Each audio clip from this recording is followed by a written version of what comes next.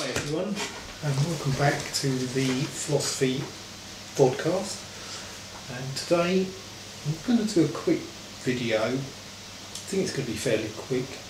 I'm just going to basically read out something I wrote for my university philosophy students association, and it's something on the subject of open-mindedness, and that's actually the title of it.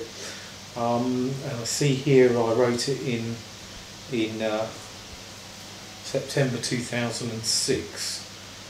So I think it's quite an important subject for philosophers and thinkers in general. So I will argue in this paper that open-mindedness should be the default position for all those interested in inquiry, whether they are philosophers, scientists, or in fact any seeker of truth. This may seem obvious at first sight. If so, why is open-mindedness so difficult sometimes? There is a significant price to pay for an open mind. In fact, there are many prices to be paid. The number one drawback is a constant background state of uncertainty about nearly everything. This probably is what open-mindedness means, in fact. It is never to shut the book on an issue, never or very rarely say the subject is now closed and answered. It is to maintain a slight uncertainty, even about your most solid, dear and apparently well-founded conclusions. It is to stay in a constant state of internal dialectic, especially one that is open to rational inquiry. Uncertainty is not normally a natural thing for a human being to desire.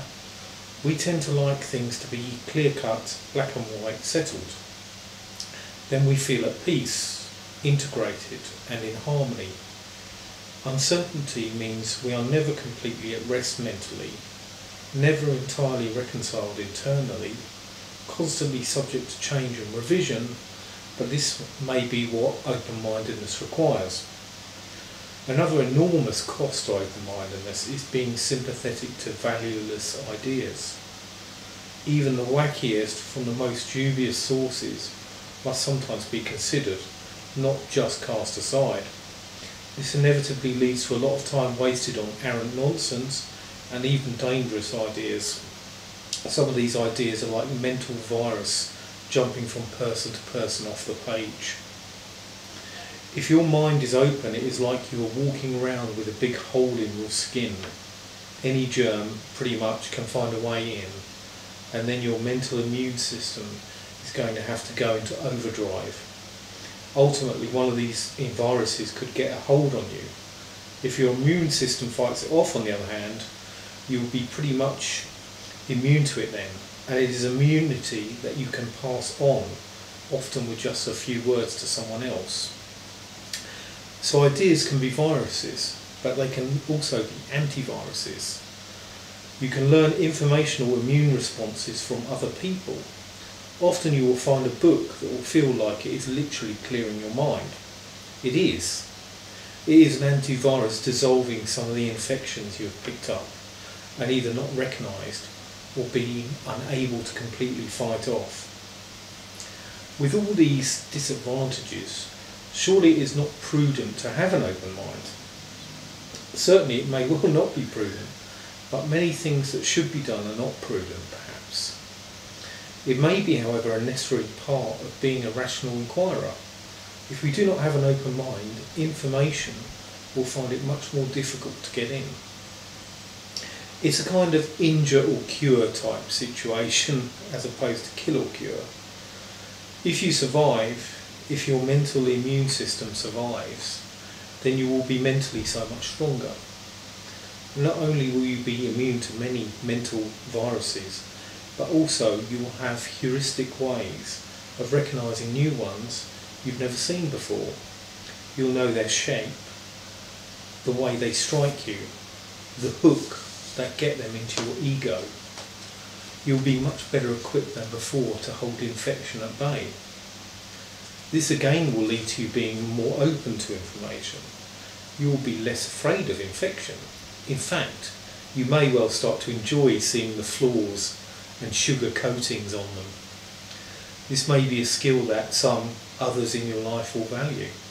The satisfaction of helping someone else shrug off a virus they have been struggling with can be great. Eventually you may be able to apply those techniques you have learnt to deeper questions, ones more academically framed. You can learn about the strongest and most enduring mental viruses ever found. And antiviruses, fortunately, you may be strong enough to enter such an arena and survive or even contribute. Philosophy, in the way I'm trying to do it here, could be seen as a design of mental antiviruses and heuristic principles. So where do the viruses come from? In the natural world, new viruses arise mainly because of mutation. It is these mutations that allow them to gain access to the body and evade parts of the immune system. A similar process can be thought of for the mental variety. All the billions of minds of humanity churning away produce certain mutations of thought. Most of these never get off the ground. They have no hook, no plausibility. Some of them, however, happen to have a life of their own. They are plausible, and often they have some element of ego self-serving. They seem correct, and they give us some apparent benefit. One of the main benefits of some of these viruses, or apparent benefits I should say, is that they give us a feeling of closure on an issue, a feeling of certainty. This is another potentially powerful reason why open-mindedness can be of such benefit. If it is this sense of certainty that often is the hook in mental viruses, then we can give ourselves a kind of general vaccination to many of them by practicing and even welcoming a continuous low level of mental uncertainty. Even when a virus still gets in, it is also very plausible, or the false assumptions underlying it very subtle or prevalent, then uncertainty will give us a better chance to reassess it at some time. Perhaps we will come across an antivirus aimed at this particular infection. If we've kept the book a little open, it may then have its healing effect. If we have not, it may not work at all. We may not be open enough to the healing information. Another general vaccination could be provided by keeping a careful eye on the ego. Many of these viruses get their ability to spread from the ego-serving nature of some of their implications. If an idea gives you a buzz, or more dangerously, makes you feel superior to some other people, then be warned. These are often the sign of the most dangerous and fast-spreading pathogens. Fortunately, they are often the weakest and most easy to defeat, but almost all of us have some of these in our minds at any given time. These are like the common cold through to bird flu equivalent in the mental realm. Some viruses get almost all their power to infect by only their prevalence in a particular culture. This, though comparatively rare, is also the most powerful and dangerous type of virus, and the most difficult to combat. Even when defeated, reinfection can be almost immediate because of the plenitude of sources. Their power comes from our natural tendency to give intellectual weight to something simply because of the fact that everyone believes it, or it is repeated often enough. If you have the opportunity, there is a partial vaccination even for these powerful viruses. Long periods in another culture will give you an insight into how prevalent, powerful and endemic some of these ideas are. This is because you are essentially immune to many of the local viruses, as infection must happen at an early age.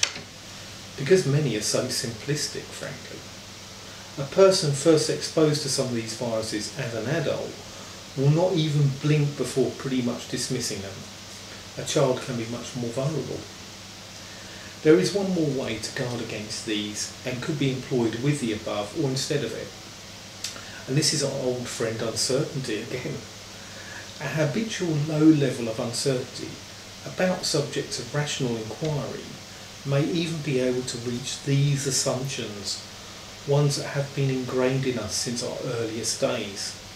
Many of these assumptions are worthy and grand. Many are barely worth a smile as we put them in the virus vault. The paradoxical thing about all this, if it is right, is how one starts to see uncertainty. It is not seen as the enemy of peace of mind, but its most likely protector in the long run.